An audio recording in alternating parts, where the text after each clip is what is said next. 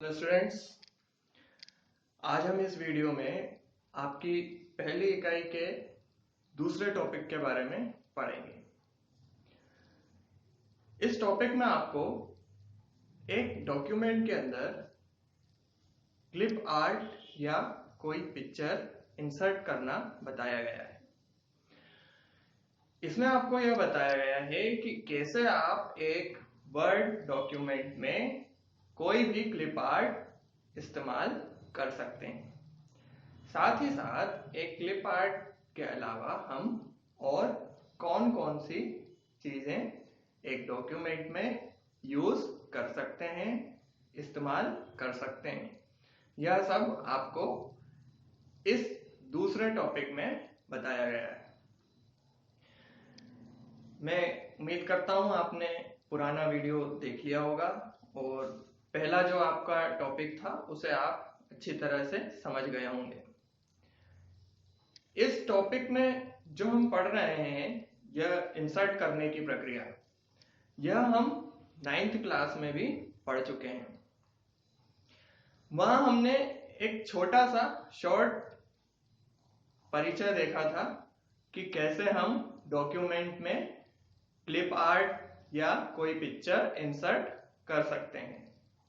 इसी तरीके से हमने पुराने पिछले वीडियो में यह देखा था कि हम कैसे हेडर या फुटर में क्लिप आर्ट या पिक्चर का इस्तेमाल कर सकते हैं।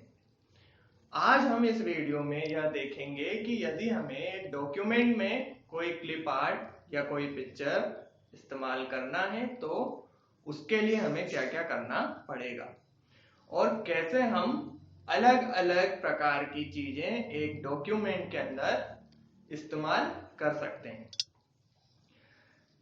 चलिए सबसे पहले यह देख लेते हैं कि हम एक वर्ड डॉक्यूमेंट में क्या क्या इस्तेमाल कर सकते हैं।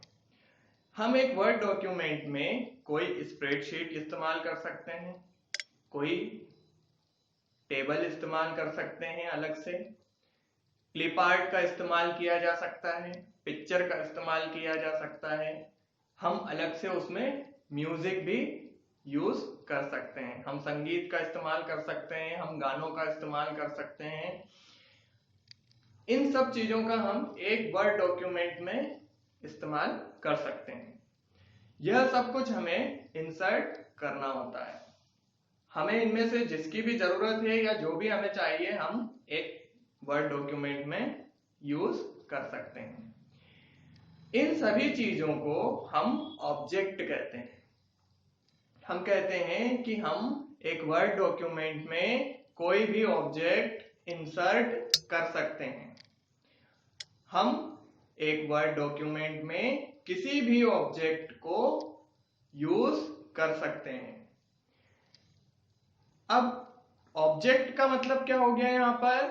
ऑब्जेक्ट का मतलब है क्लिप आर्ट, पिक्चर, गाने, संगीत या फिर कोई स्प्रेडशीट या टेबल, यह सब कुछ क्या कहलाते हैं? ऑब्जेक्ट। ठीक है। अब कुछ चीजें तो हमारे कंप्यूटर में होती हैं और वर्ड में मौजूद होती हैं। जैसे यदि हम क्लिप आर्ट की बात करें तो आपको पहले से इनबिल्ट अलग अलग तरीके के क्लिप आर्ट आपके वर्ड में दिए गए हैं। माइक्रोसॉफ्ट वर्ड जो सॉफ्टवेयर है उसमें अलग अलग क्लिप आर्ट्स और इनबिल्ट क्लिप आर्ट्स आपको पहले से दिए गए हैं जिनका हम इस्तेमाल कर सकते हैं। लेकिन यदि हम यह माने कि हमें इनमें से कोई भी क्लिप आर्ट इस्तेमाल नहीं करना, हमें कुछ और ही चाहिए, लेकिन वो हमारे कंप्यूटर में नहीं है, उसके लिए हमें क्या करना होगा? तो उसके लिए हमारे पास कुछ वेबसाइट्स हैं। इन वेबसाइट्स पर जाकर हम अपने पसंदीदा क्लिप आर्ट को डाउनलोड कर सकते हैं और उसके बाद हम उस क्लिप आर्ट का इस्तेमाल अपने डॉक्यूमेंट में कर सकते हैं। अब यह कौन कौन सी वेबसाइट हैं?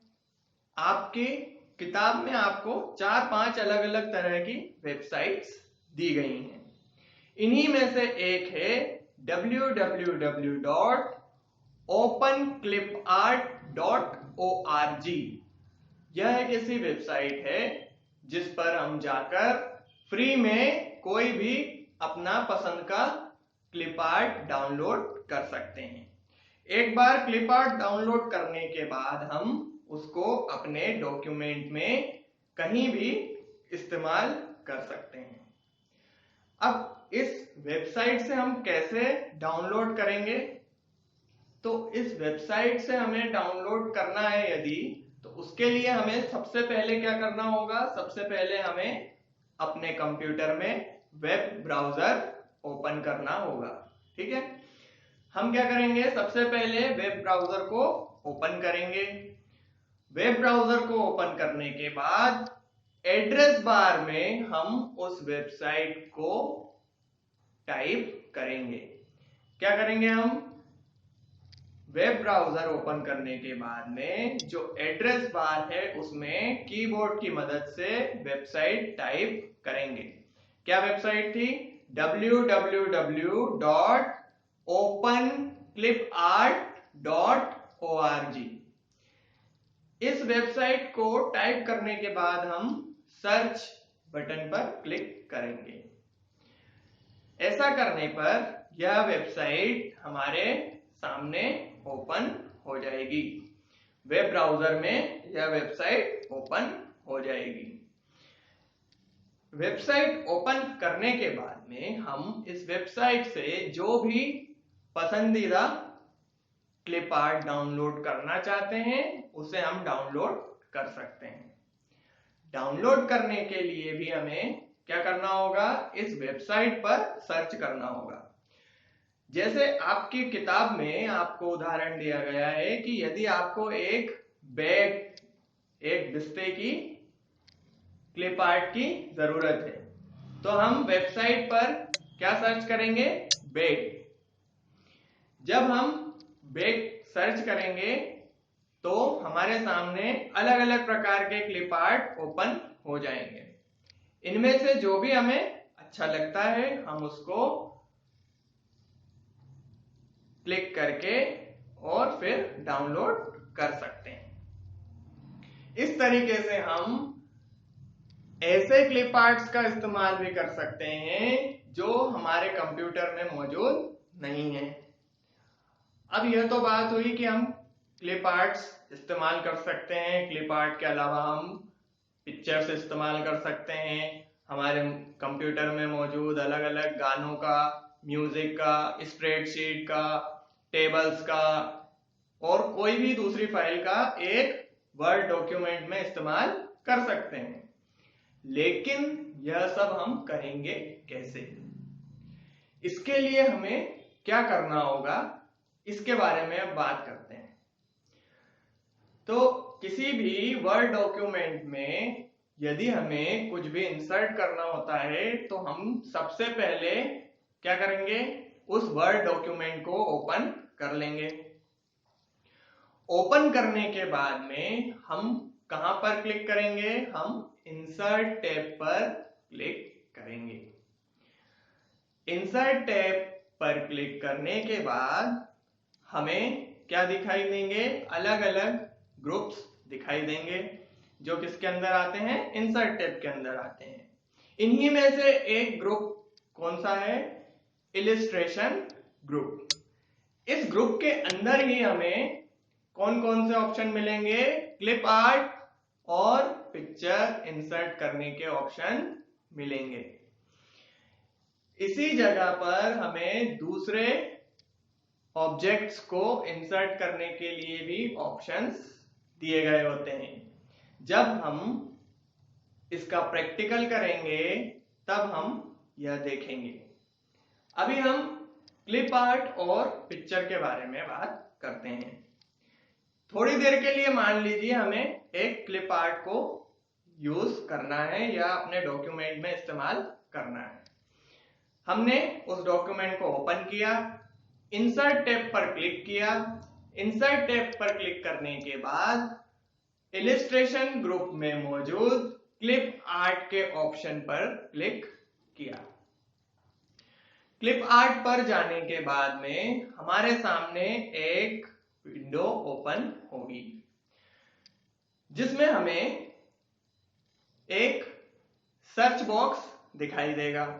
इस सर्च बॉक्स में हम जिस भी तरह की क्लिप आर्ट इस्तेमाल करना चाहते हैं उसे टाइप कर सकते हैं।